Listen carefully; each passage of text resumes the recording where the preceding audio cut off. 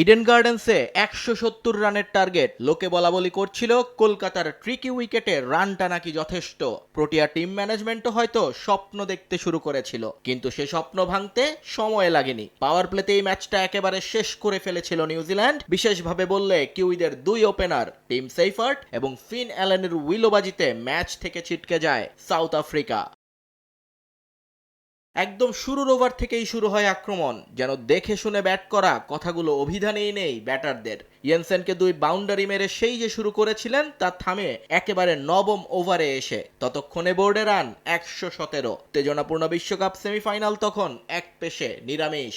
Opening জুটিতেই বিশাল run ওঠাতে দুজন খেলেছেন সমানভাবে। রাবাদার বলে বোল্ড হওয়ার আগ পর্যন্ত ৩৩ বলে ৫৮ রান করেন সেইফার্ট। ১৭৫ স্ট্রাইক রেটে ৭-৪-এর সঙ্গে হাঁকান দুই ছক্কা।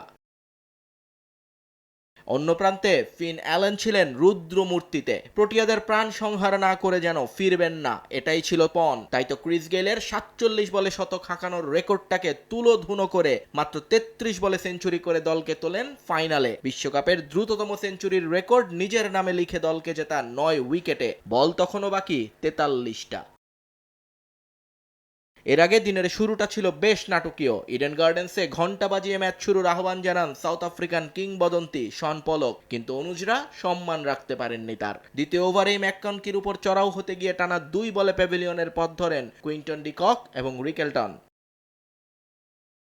ডেওয়ার্ড ব্রেভিসকে নিয়ে দলের হাল ধরেন এইডেন মার্করাম, কিন্তু লাইফ পেয়েও কাজে লাগাতে পারেননি সেটা। ড্যারিল মিচেলের এক বিতর্কিত ক্যাচ আর নিতিন মেননের অদ্ভুতুরে সিদ্ধান্তে শেষ হয় তার ইনিংস। ক্যাপ্টেন ফিরে গেলে টিকে থাকেননি ব্রেভিস মিলাররাও, যেন নিজেদের চোকার প্রমাণে উঠে পড়ে লাগেন সবাই।